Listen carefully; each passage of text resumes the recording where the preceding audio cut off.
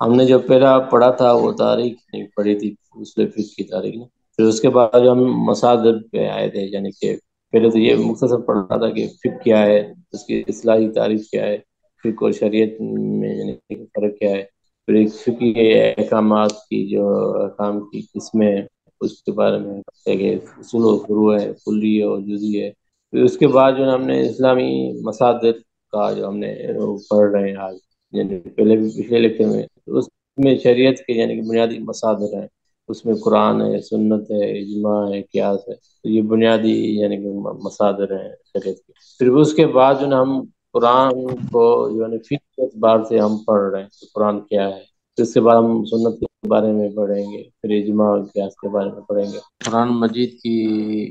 جو سمجھ ہے یعنی کہ فقہی احکامات میں، تو اس کے تین یعنی کہ بنیادی اصول قرار دیے گئے ہیں. یعنی کہ اس میں قلت تکلیف ہے، یعنی عدم حرج ہے، اور تدرج ہے،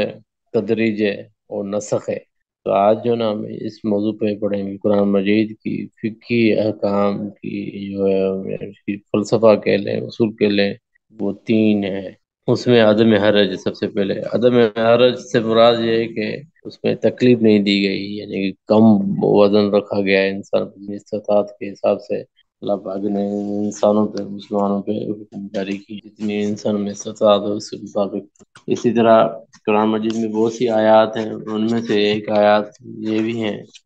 یَضَعُ عَنْهُمْ إِصْرَهُمْ وَأَغْلَالَ الَّتِي كَانَتْ عَلَيْهِمْ، اور وہ ان لوگوں سے اس بوجھ کو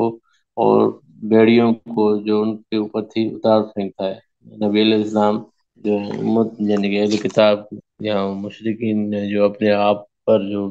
وزن ڈال رکھا تھا، جو اللہ کی طرف سے نہیں تھا یا ایکسٹرا اپنے آپ پہ رکھا ہوا تھا، تو ان سے نبی علیہ السلام وہ بوجھ جو ہے اور بیڑیاں جو ہے ان کو ختم کرتے ہیں. جسی طرح غلامی ہے، انسان کو غلام بنانا، تو اسلام اس کو ختم کرتا ہے. تو جو انسان نے بلا وجہ اپنے اوپر بوجھ رکھا تھا، وہ اللہ نے ان کے لیے حکم بھی نہیں دیا، تو وہ جو ہے نبی علیہ السلام یہ ان پہ اس شریعت اسلامی کی بدولت وہ ختم کرتے ہیں. قرآن کے احکامات جو ہیں آسانی کے لیے ہیں، اور وہ جو وزن ہے وہ جو انسان نے اپنی طرف سے کیا ہے، عمل کا کیا جا رہا ہے اللہ کی شریعت کے عمل کرتے ہوئے. اسی طرح اللہ پاک نے ہمیں سورہ بقرہ میں ہمیں دعا سکھائی ہے، ربنا ولا تحمل علينا إصرا كما حملته على الذين من قبلنا ربنا ولا تحملنا ما لا طاقة لنا. اے اللہ، ہم پہ وہ بوجھ نہ رکھ جو جس کی ہمیں طاقت نہ ہو، جس طرح آپ نے ہم سے پہلے لوگوں پہ بوجھ رکھا تھا. تو یہ اللہ پاک کی اسی طرح دوسری آیات میں ہے کہ لا یکلف اللہ نفسا الا وسعها. اللہ پاک کسی پہ بوجھ اتنا ہی رکھتا ہے جتنی اس کی طاقت ہوتی ہے، اسے وسعت سے زیادہ بوجھ اللہ پاک کسی انسان پہ نہیں رکھتا. اسی طرح قرآن مجید میں یرید اللہ بکم الیسر ولا یرید بکم العسر. اللہ پاک آپ سے آسانی چاہتا ہے اور نہ کہ آپ سے تنگی چاہتا ہے. یہ آیت بالکل واضح ہے کہ اللہ پاک کی شریعت میں یہ ہے کہ آسانی ہے نہ کہ تنگی ہے. اسی طرح اللہ پاک نے ما جعل علیکم فی الدین من حرج یرید اللہ ان یخفف عنکم وخلق الانسان ضعیفا. اللہ پاک جو دین میں جو نا حرج نہیں ڈالا، اللہ پاک چاہتا ہے کہ آپ پہ آسانی کرے، تخفیف کرے. اور انسان جو ہے اللہ پاک نے انسان کو ضعیف پیدا کیا ہے، تو اللہ پاک انسان کی استطاعت کے مطابق جو ہے احکامات انسانوں پہ لاگو کیے ہیں، نازل کیے ہیں. اسی طرح حدیث مبارکہ میں ہے کہ وَإِسْتُ بِحَنِيفِيَّةِ السَّمْحَ. نبی علیہ السلام نے فرمایا کہ میں سہل اور سیدھے مذہب کو لے کر مبعوث ہوا ہوں. دین جو ہے اسلام آسان بھی اور سیدھا راستہ، سیدھا یہ واضح دین ہے. اسی طرح سیدہ عائشہ صدیقہ رضی اللہ تعالیٰ عنہ سے روایت ہے کہ نبی علیہ السلام کو جب دو معاملات میں اختیار دیا جاتا تھا، تو ان میں سے آسان جو راستہ ہوتا تھا وہ اختیار کرتے تھے، یہاں تک کہ اس میں کوئی گناہ نہ ہو. آپ کے الفاظ ہیں ما خیر بین الامرین الا اختار ایسرہما ما لم یکن اسمن. آپ اگر دو مسائل میں سے کوئی دیا جاتا تھا تو آسان جو معاملہ ہوتا تھا اس کو نبی علیہ السلام اختیار کرتے تھے، اس کا اس چیز کا خیال رکھتے تھے کہ اس میں کوئی گناہ نہ ہو. اس حدیث سے ہمیں واضح ہوتا ہے کہ کوئی لوگ جو ہیں ایک تو مختلف مزاج کے لوگ ہیں نا، آواز آ رہی ہے آپ سب کو؟ یس سر. جی سر آ رہی ہے. جی. تو ان کچھ لوگوں کے مختلف مزاج ہوتے ہیں. ایک کا یہ ہوتے ہیں کہ خواہ مخواہ جو ہے دین میں تنگی پیدا کرتے ہیں، لوگوں کو بوجھ ڈالتے ہیں، یعنی کہ ایسے ایسے مسائل لے کے آ جاتے ہیں جن کے بارے میں دین کا مزاج وہ نہیں ہے، تو وہ بوجھ ہوتا ہے لوگوں کے لیے. وہ کچھ لوگ تو بالکل رخصت چاہتے ہیں، یعنی کہ ہر معاملات میں جو ہے نا بس نرمی ہو نرمی ہو. دونوں تو اسلام کے جو ہے وہ اعتدال کا ہے دین ہے، یہ نا اہتمام بھی کریں وسائل کا اور اللہ کے احکامات کا، اللہ کے حبیب کا. تو اس کے ساتھ ساتھ جو ہے نا نرمی بھی ہے اس کے ساتھ ساتھ یہ بھی نہیں ہے کہ آپ ہر چیز میں جو ہے نا آسانی ڈھونڈتے پھر رہے ہو. اس میں یہ خیال نہ رکھا جائے کہ اس میں آیا کہ یہ جو میں آسانی ڈھونڈ رہا ہوں اس میں گناہ تو نہیں ہے، اس کا کوئی نقصان تو نہیں ہے. تو یہ بھی دیکھنا ضروری ہے کہ اس حدیث سے واضح ہوتا ہے کہ نبی علیہ السلام دو کاموں میں سے جو آسان ہوتا تھا اس کو اختیار کرتے تھے، اس چیز کا خیال رکھتے تھے کہ اس میں کوئی گناہ نہ ہو. تو جو آسانی کا راستہ ہے اس کو بھی ہم اپنا سکتے ہیں، صرف یہ خیال رکھنا ہے کہ کوئی یہ اللہ کی نافرمانی اس میں نہ ہو. تو اسی طرح قلت تکلیف جو ہے نا عدم حرج کی یعنی کہ ایک نتیجہ ہے. یعنی کہ جب عدم حرج ہے تو اس میں کم تکلیف، یعنی کہ تکلیف سے مراد اردو والا لفظ نہیں، یہ عربی کا لفظ ہے جس کی معنی ہے کہ بوجھ جو ہے، ذمہ داری جو ہے وہ اللہ پاک نے کم ذمہ داری رکھی ہے. جب حرج کم نہیں ہے تو اس میں یعنی کہ جو جتنا انسان پہ وہ طاقت ہے استطاعت ہے اس کے مطابق اس پہ احکامات لاگو ہوتے ہیں. جس طرح چھوٹا بچہ ہوتا ہے اس پہ روزہ نماز زکوٰۃ فرض نہیں ہوتے ہیں. جو ہی بڑا ہوتا ہے بالغ ہوتا ہے عاقل ہوتا ہے تو اس پہ نماز فرض ہو جاتی ہے، روزہ فرض ہو جاتا ہے. جب وہ بیمار ہو انسان تو اس وقت بھی اس کو رخصت کا عمل اللہ پاک نے دیا ہے. اگر مسافر ہے بیمار ہے تو اس وقت جو ہے نا اس کو قضا یا اور دنوں میں رکھ سکتا ہے. اسی طرح نماز قصر کر سکتا ہے، یعنی سفر میں نماز قصر سمجھتے ہیں نا، قصر سے کیا مراد ہے؟ ماشاء اللہ. اچھا کوئی جی لفظ سر. سمجھ میں نہ آئے، جو لفظ کسی کو سمجھ میں نہ آئے تو پوچھ سکتا ہے. تو اسی طرح جتنی انسان کی استطاعت ہے اس مطابق جو ہے نا اللہ پاک کے احکامات انسان پہ صادر اور وارد اور لاگو ہوتے ہیں. اسی طرح جب انسان مالدار نہیں ہے تو اس پہ زکوٰۃ نہیں ہے. اگر مالدار ہے زکوٰۃ سال ہول جو ہے انسان پہ اس کے مال پہ آ گیا ہے تو اس پہ زکوٰۃ لازمی ہو جاتی ہے. پھر اسی طرح حج ہے، جو حج کو اگر انسان جسمانی طاقت نہیں رکھتا یا مالی طاقت نہیں رکھتا اس پہ نہیں ہے. اس کی شرط یہ لگائے کہ من استطاع الیہ سبیلا، جو حج جانے کے لیے طاقت رکھتا ہے یعنی مالی اور بدنی، تو اس پہ جو ہے نا حج جو ہے لازمی ہے، فرض ہے. تو اسی طرح جملہ احکامات جو اسلامی آپ سب دیکھ لیں گے اس میں اسی طرح سے انسان کی استطاعت جوں جوں بڑھتی ہے تو اس پہ احکامات جو ہے وہ وارد ہوتے رہتے ہیں. اسی طرح حدیث پاک میں کلکم راع وکلکم مسئول عن رعیتہ، آپ میں سے ہر ایک انسان جو ہے مسئول ہے، ایک ذمہ دار ہے، یعنی کہ لیڈر ہے. ہر جو اس کو کلکم راع وکلکم مسئول عن رعیتہ، تم ہر ایک جو ہے رائی ہے. رائی اس کو کہا جاتا ہے جو چرواہ ہو، لیڈر ہے، جس کی لفظ آج کے لفظ میں یہ کہ آپ ذمہ وار ہے، ذمہ دار ہے. وہ ہر ایک کو اپنی رعایا کے بارے میں ذمہ داری دی ہے. جس طرح ایک انسان جسم ہے تو اپنی ذمہ داری اس پہ ہے کہ اپنے اعضاء کو گناہوں سے بچاتا رہے اور اللہ کے احکامات پہ اس کو اپنے بدن کو چلاتا رہے. جب وہ شادی کر لیتا ہے بال بچے ہوتے ہیں تو اس کی وہ ذمہ داری ہوتی ہے. اسی طرح باپ ماں بھائی کے حقوق ہوتے ہیں. جب انسان کو کسی عہدہ مل جائے تو پھر اس میں جو ہے اس کو وہ ذمہ داری ہو جاتی ہے کہ اپنے ماتحت کا ذمہ دار ہے. اسی طرح بیوی جو ہے اپنے خاوند کے مال کی اور اولاد کی ذمہ دار ہے. اسی طرح غلام ہے جو وہ ہے اپنے مالک جو ہے اس کی مال کی اس کی حفاظت کا ضامن ہے. اسی طرح ہر ایک اسی طرح حکمران ہے، اس کے اوپر پوری رعایا جو ہے اس کو قیامت کے بارے میں اس کو پوچھا جائے گا. تو جو انسان پہ جو نعمتیں اور اللہ پاک چیزیں دیتے ہیں تو اس حساب سے اس پہ جو ہے نا احکامات اور ذمہ داریاں بڑھتی جاتی ہیں. یعنی جتنی انسان کی استطاعت بڑھتی جائے گی اس طرح اس کی ذمہ داریاں بڑھتی جائیں گی، اس طرح اس پہ جو ہے نا وہ حساب کتاب ہوگا. اچھا اسی طرح قلت تکلیف میں تھے، اگر یہ علامہ محمد خضری صاحب کہہ رہے ہیں کہ اگر ہم قرآن مجید میں جو ہے امر نواہی کے لیے ہم مطالعہ کریں، تحقیق کریں، تو ہمیں جو ہے نا قرآن مجید میں تعداد بہت کم ملے گی، میں جو اللہ پاک کے احکامات ہیں، ذمہ داریاں دی گئی ہیں، بہت کم ہے، اور تھوڑے ہی وقت میں جو ہے اس کا علم حاصل ہو جائے گا، تھوڑا ٹائم دے گا تو اس کو سمجھ میں آ جائے گا کہ یہ اللہ پاک کے احکامات ہم پہ لاگو ہیں، اور اور تیسرا یہ کہ نہایت آسانی سے وہ عمل کیا جا سکتا ہے، اور اس کی جو ہے نا جو کثرت میں تفصیل نہیں پائی جاتی ہے، یعنی کہ فلسفیانہ انداز نہیں ہے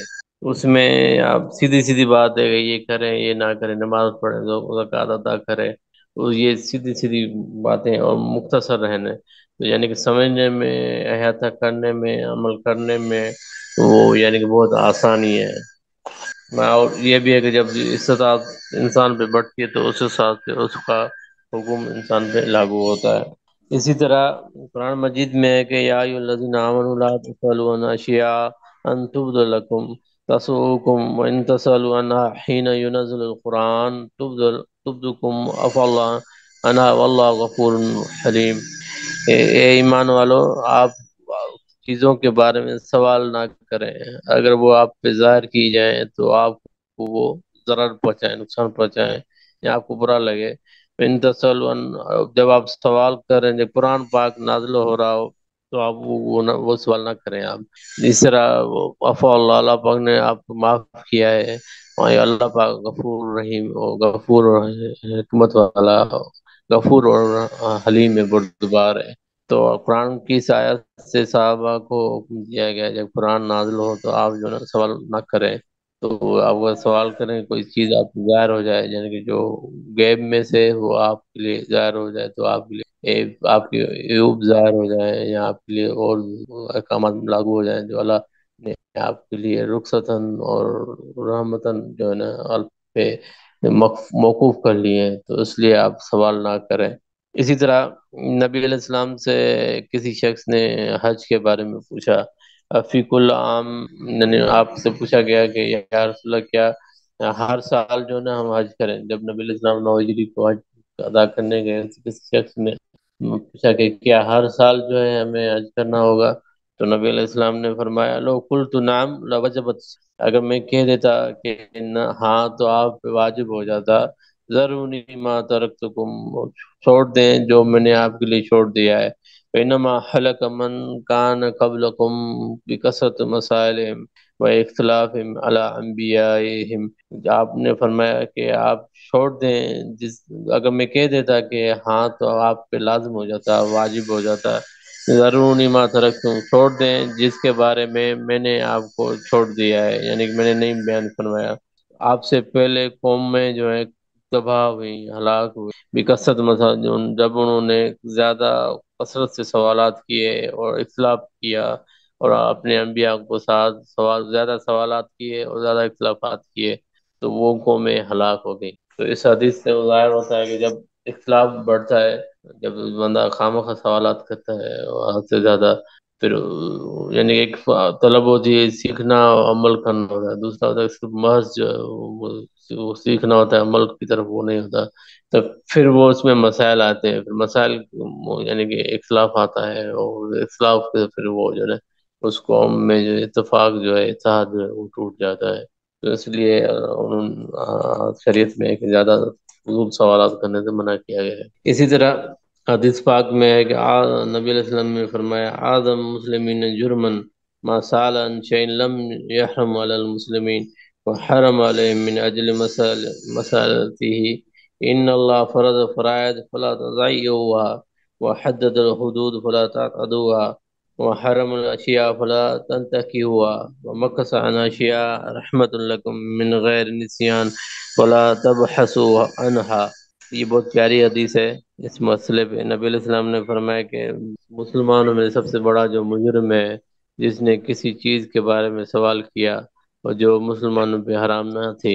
پھر اللہ پاک نے اس کے سوال کے بدلے میں وہ چیز جو ہے ان پہ حرام کر دی گئی، اللہ پاک نبی علیہ السلام فرماتے ہیں ان اللہ فرض فرائض، اللہ پاک نے بے شک اللہ پاک نے فرائض فرض کیے ہیں، یعنی کہ تو ان کو آپ ضائع نہ کریں، فلا تضیعوا ولا حد اور حدود مقرر کیے ہیں، ان کو آپ جو نا حد سے تجاوز نہ کریں، یعنی کہ جو فرائض ہیں جس طرح روزہ، نماز، زکوٰۃ، حج، تو ان کو آپ ضائع نہ کریں، اور اسی طرح حدود قائم کی ہیں تو ان کو آپ نہ چھیڑیں، ان سے آپ نہ گزریں، یعنی جس طرح زنا ہے، فحاشی ہے، وہ اللہ سرقہ ہے، چوری ہے، اتنے بڑے بڑے حدود اللہ پاک نے، ان کو آپ ان کی طرف نہ جائیں، تو وہ اس حدود سے تجاوز نہ کرے، وہ حرم اشیاء فلا تنتکیوا، اسی طرح اللہ پاک نے چیزیں حرام کی ہیں تو ان کو آپ ان کا ارتکاب نہ کریں، ان میں نہ پڑیں، ومقصد اشیاء، اور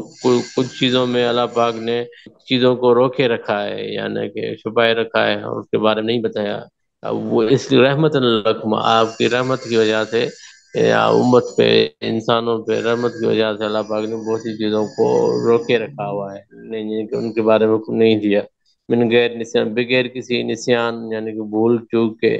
تو اس کو آپ اس کو تلاش نہ کریں، تو وہ اس حدیث سے ہمیں واضح ہوتا ہے کہ ایک فرائض ہیں اللہ پاک کے، تو ان میں ہمیں عمل کرنا ہے، ان کو ضائع نہیں کرنا، اور حدود ہے ان میں نہیں پڑنا، اور اسی طرح حرام چیزوں سے ارتکاب سے بچنا ہے، اور جو چیزوں کے بارے میں شریعت خاموش ہے، اللہ نے نہیں حکم دیا تو اس پہ نہیں پڑھنا، اگر اس میں پڑھیں گے تو وہ ہم خسارے میں جائیں گے، تو یہ اللہ پاک نے جو چیزوں کے بارے میں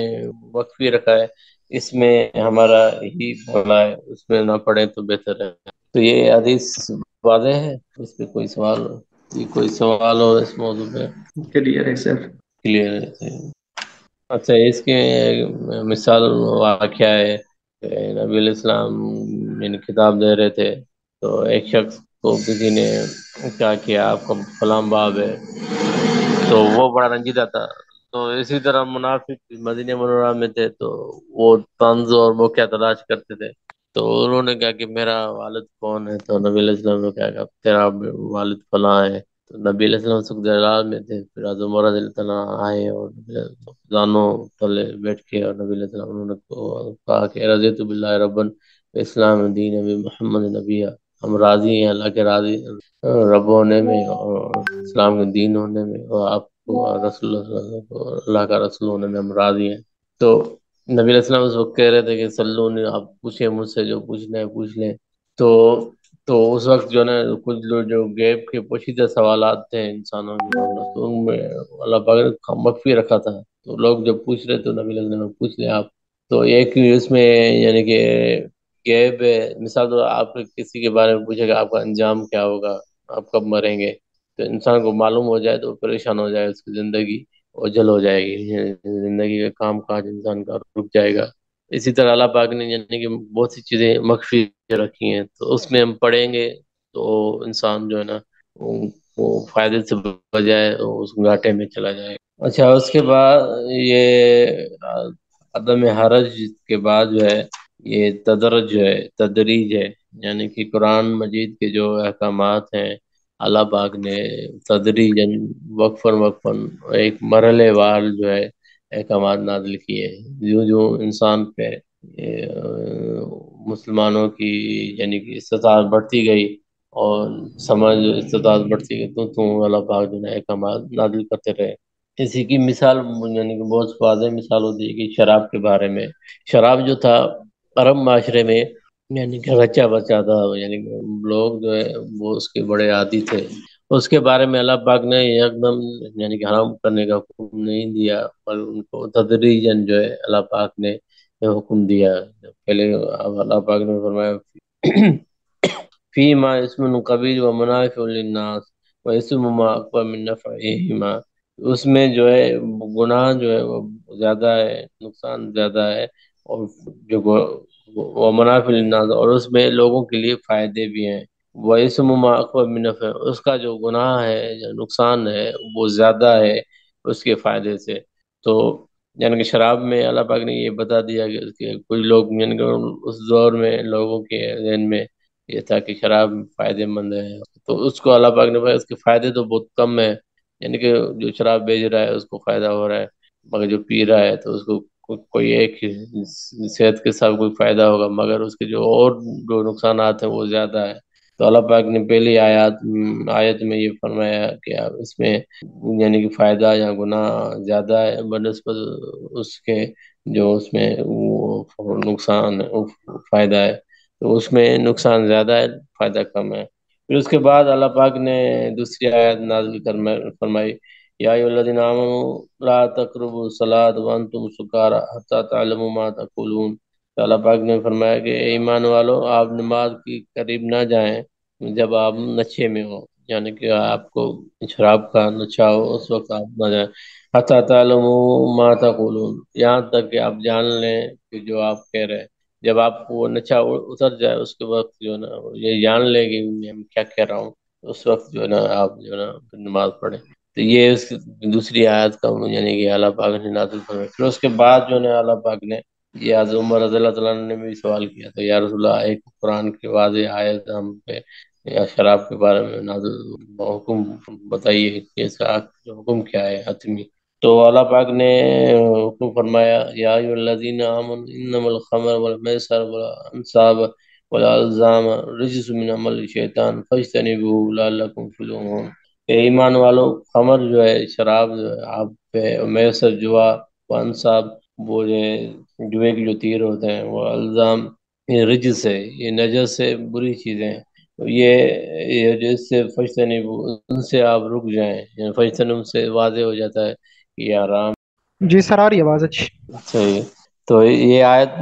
جو ہم نے پڑھتے قرآن مجید کی، یعنی کہ اس طرح اور بھی احکامات ہیں جس سے یعنی کہ تدریجاً یعنی کہ نازل ہوئے ہیں، یعنی کہ مرحلے وار نازل ہوئے، یعنی کہ جو انسان کے سمجھ استطاعت بڑھتی گئی، اللہ پاک جو ہے اس حساب سے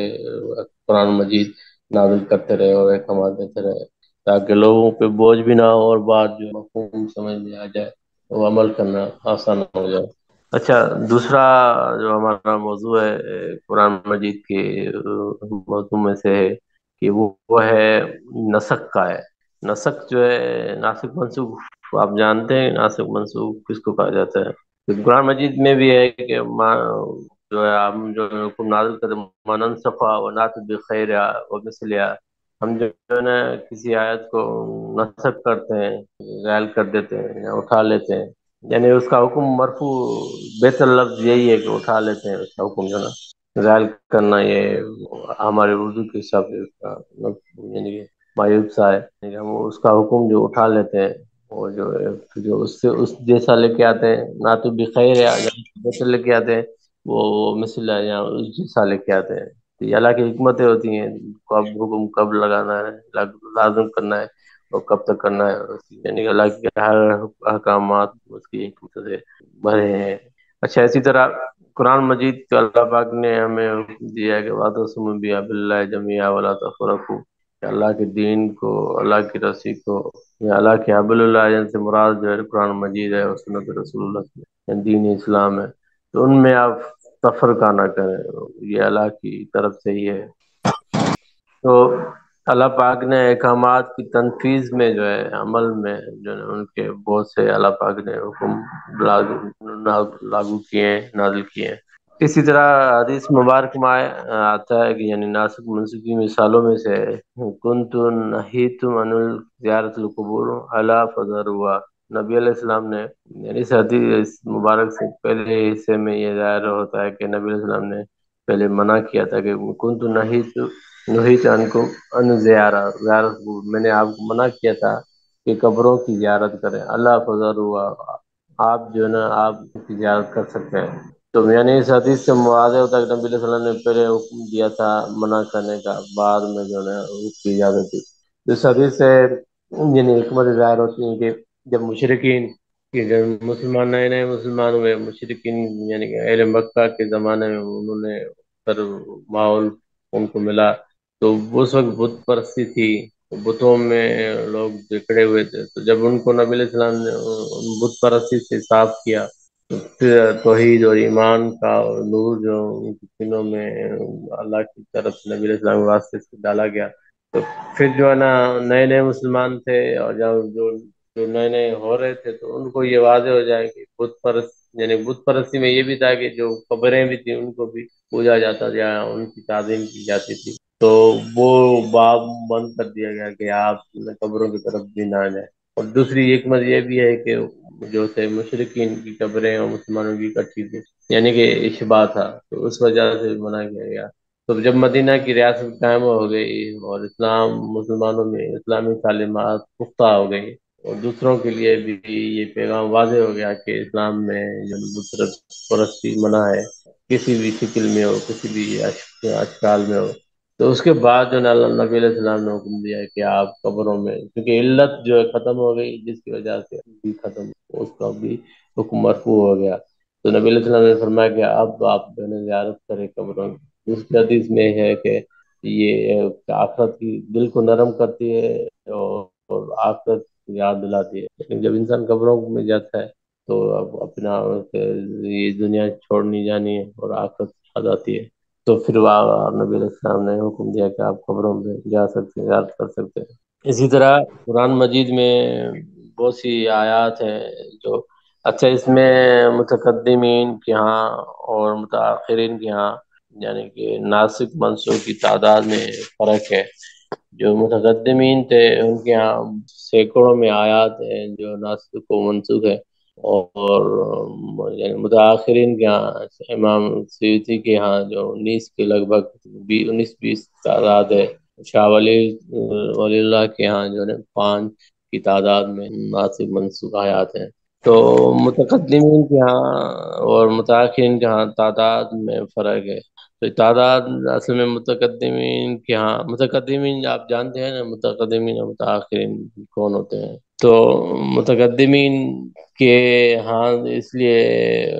وہ تھا کہ وہ ان کے ہاں اصطلاحات جو تھی وہ یعنی میں عام لیتے تھے، اس میں مطلق مقید خاص عام یعنی کہ وہ بھی ناسک منسوخ میں شمار کرتے تھے۔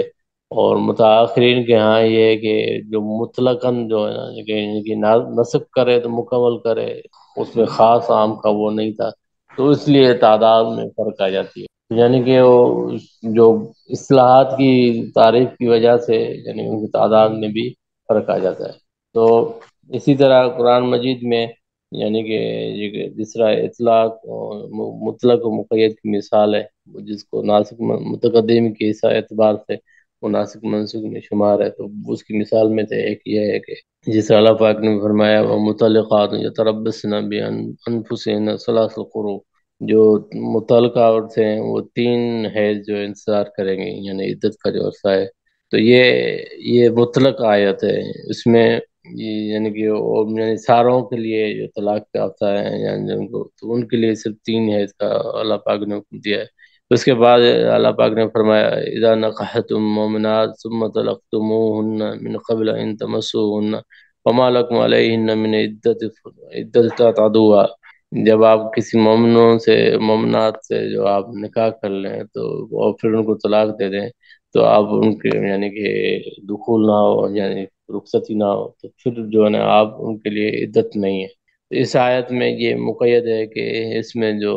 شادی یعنی نکاح ہونے کے بعد دخول یا رخصتی، تو اس کے قبل ہو تو پھر اس کے لیے عدت نہیں ہے، پھر یعنی کہ یہ مقید شرط لگائی گئی۔ اسی طرح اللہ پاک کی دوسری آیت میں ہے کہ والذین یرمون محصنات ثم لم یاتوا باربعۃ شہداء فاجلدوہم 80 جلدہ، جو محصنات جو پاک دامن عورتوں پہ تہمت لگاتے ہیں، تو ان پہ اگر 4 شواہد یعنی شہداء نہیں لے کے آتے، یعنی گواہ لے کے نہیں آتے، تو ان کو جو ہے نا آپ 80 کوڑے لگائیں، یعنی جو تہمت لگاتے ہیں پاک دامن پہ۔ پھر اس کے بعد یہ یعنی کہ عام حکم تھا، اس کے بعد ایک خاص حکم اللہ پاک نے فرمایا الذین یرمون ازواجہم، جو اپنی گھر والیوں پہ تہمت لگاتے ہیں، اپنی بیویوں پہ، ولم یکن لہم شہداء، اور ان کے پاس گواہ نہیں ہے، الا انفسہم، سوائے اپنے نفس کے، وشہادت احدہم اربعۃ شہادات باللہ انہ لمن الصادقین، کہ وہ جو ہے نا اگر ان کے پاس 4 گواہ نہ ہو تو پھر جو ہے نا وہ 4 دفعہ اللہ کی گواہی دے اور یہ کہے کہ میں سچوں میں سے ہوں۔ یعنی یہ خاص حکم ہے، یعنی پہلے عام تھا کہ جو بھی تہمت لگائے گا کسی مومنات پہ، محسن پہ، پاک باز عورت پہ، تو اس کے لیے یعنی کہ 80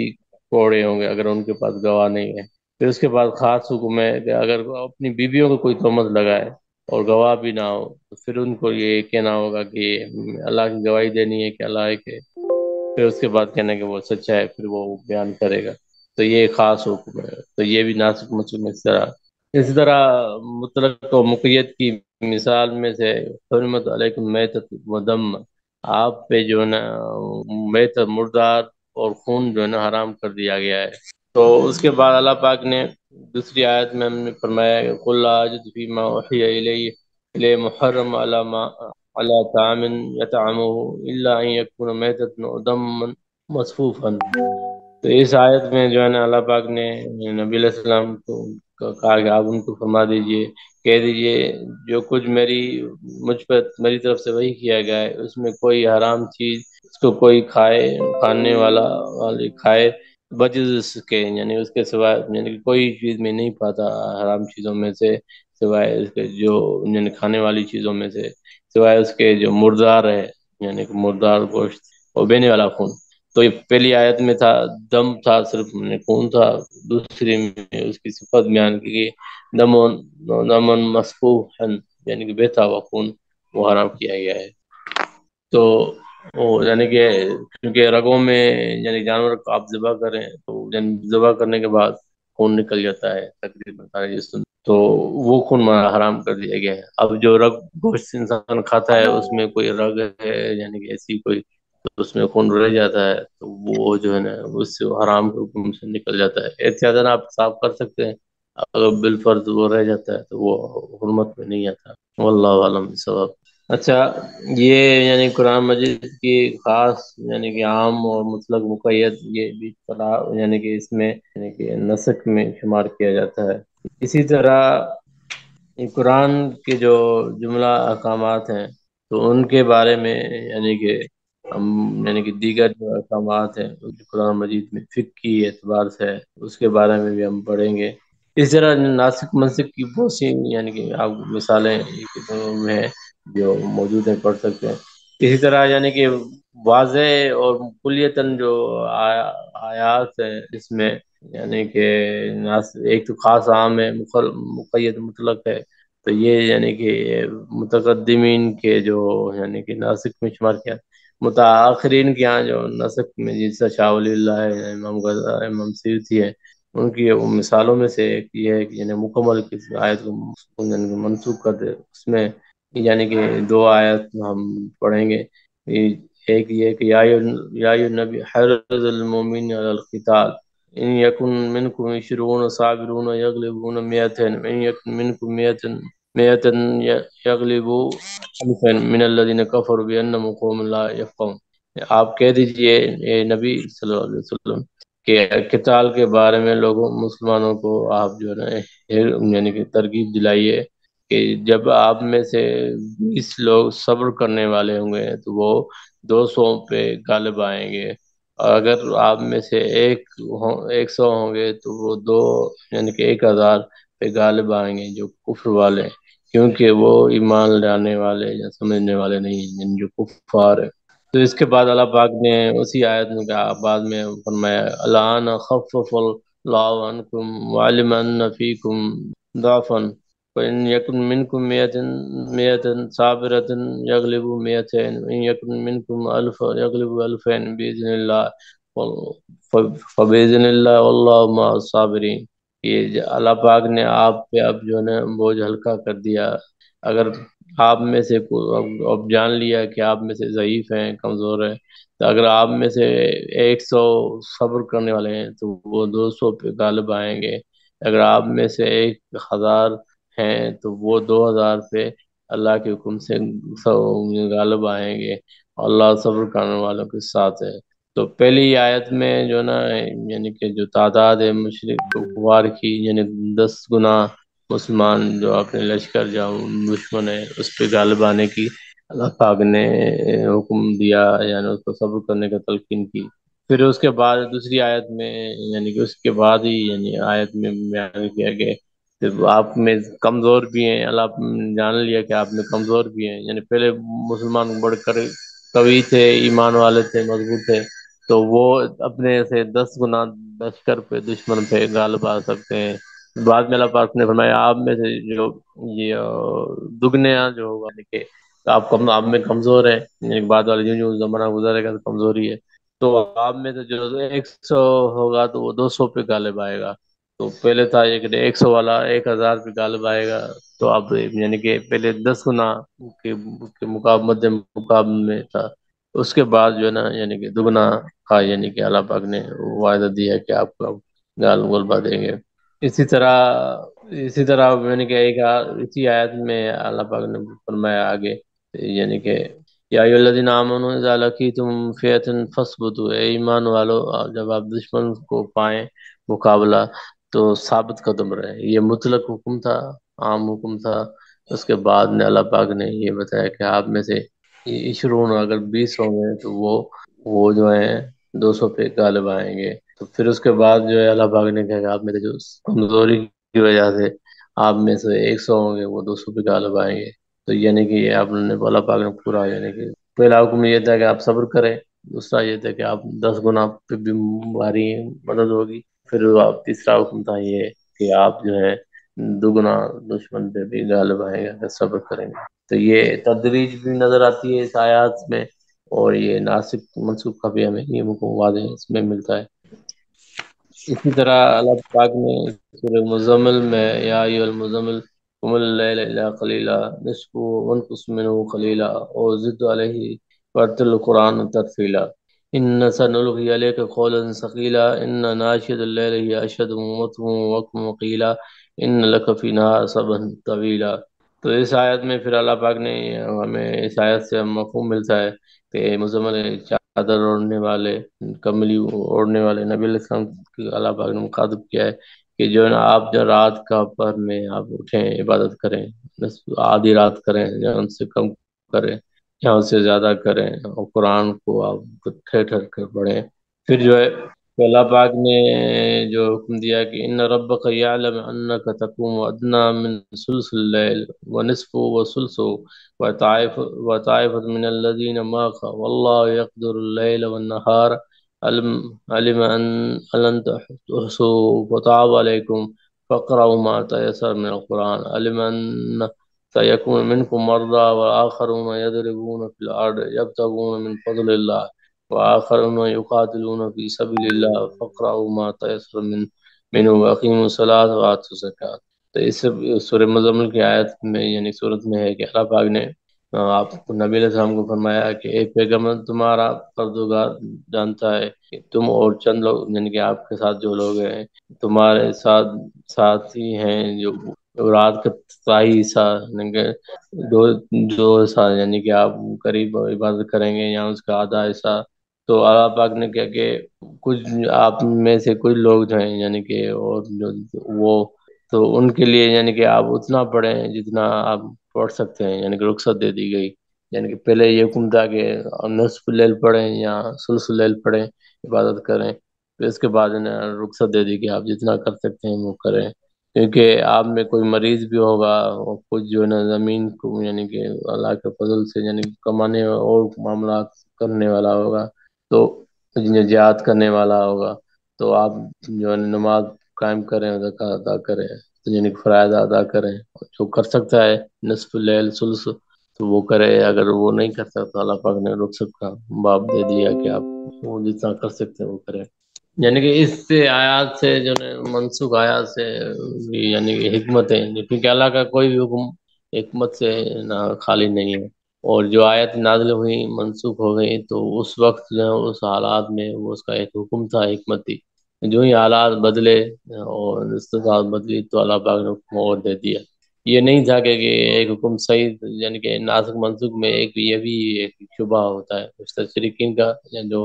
ان کے منکرین ہیں ناسخ منسوخ ہیں، تو ان کا یہ ہے کہ یہ ایک یعنی کہ اہل کتاب بھی میں سے لوگ جو نا اس کو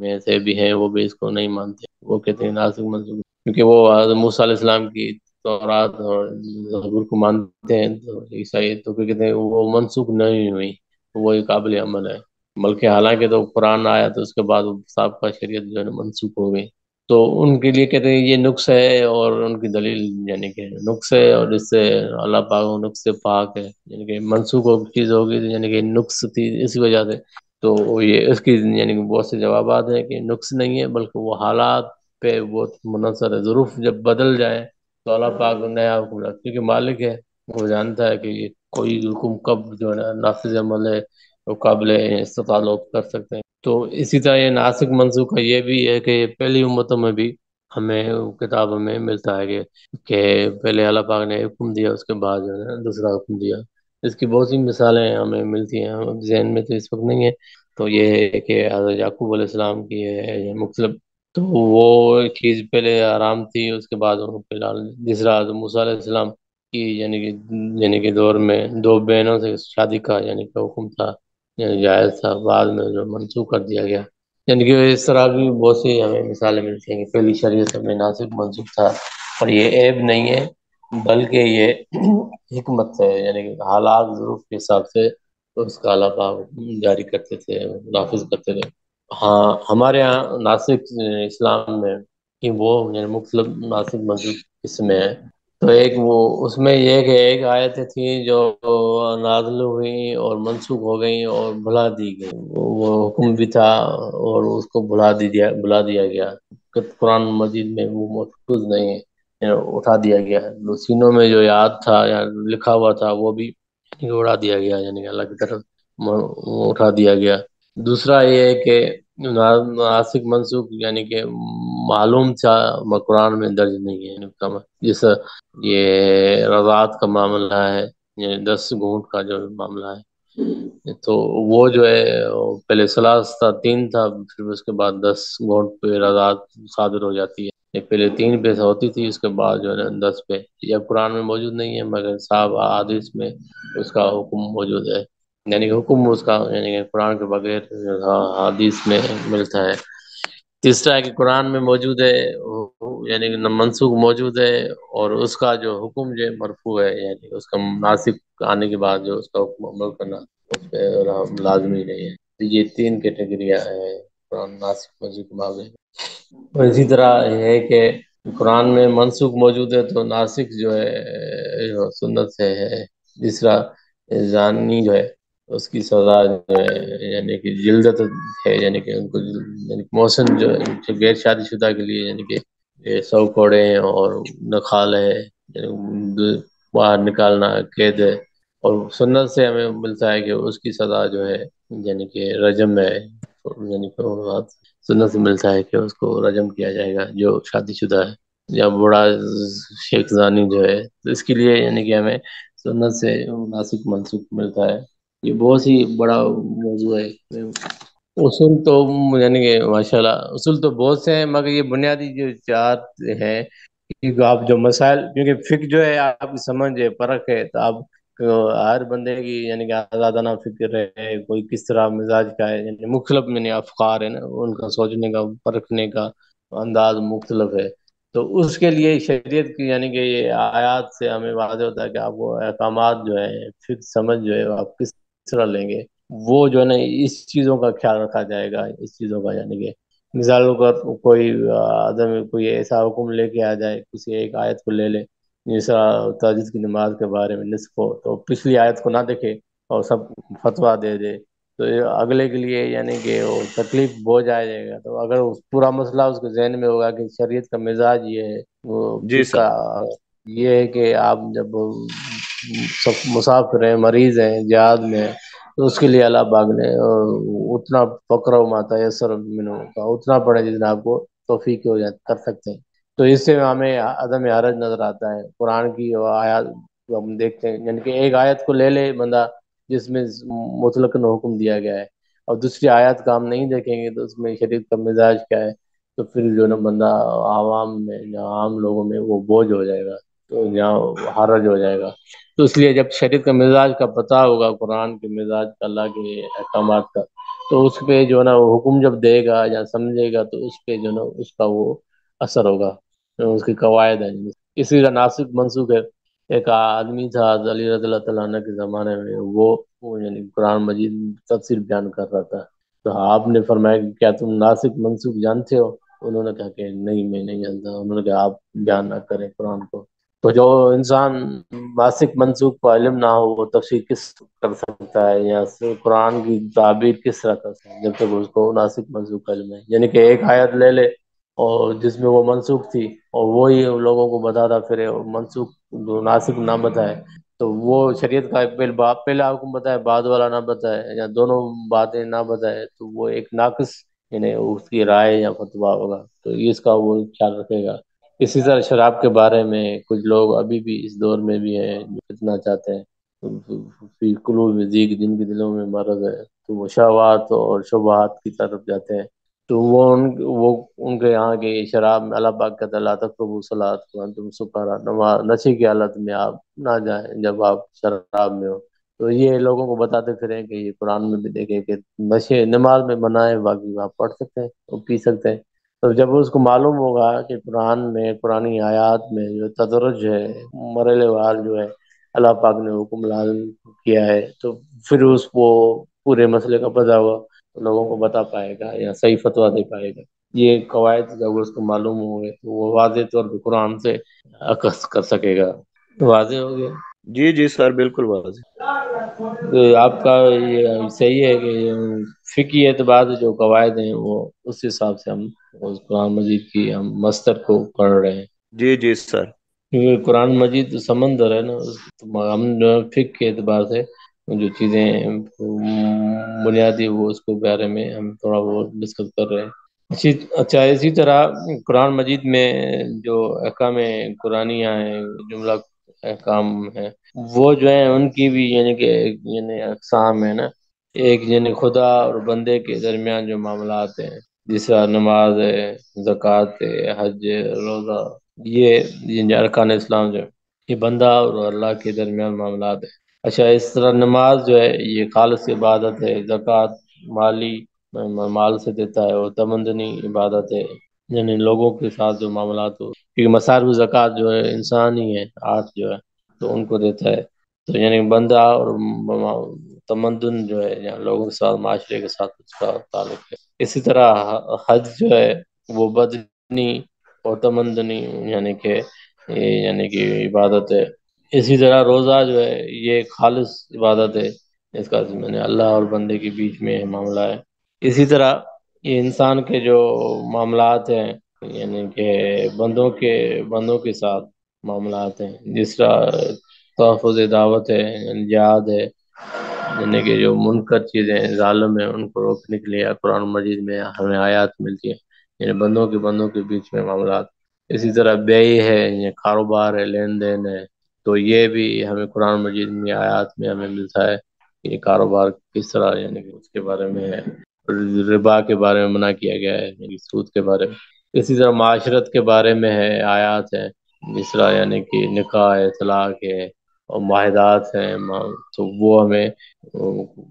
قرآن مجید میں آیات ملتی ہیں۔ اسی طرح یعنی کہ خاندانی معاملات میں جیسے نکاح، طلاق ہے، نسب ہے، وراثت ہے، تو وہ ہمیں ملتے ہیں۔ اسی طرح کاروبار میں جو ہم نے ہے پہلے بتایا،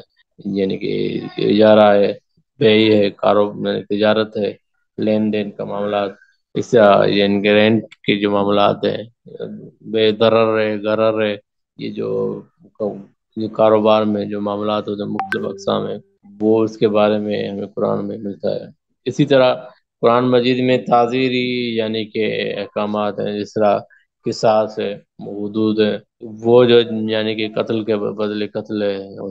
دانت کے بدلے دانت ہے، تو اسی طرح ہم چوری کے بارے میں، حدود کے بارے میں، زنا کے بارے میں، اس کے احکامات کے بارے میں یہ ہمیں قرآن مجید میں آیات ملتی ہیں۔ یہ سارے جو ہیں یہ فقہ سے تعلق رکھتی ہیں۔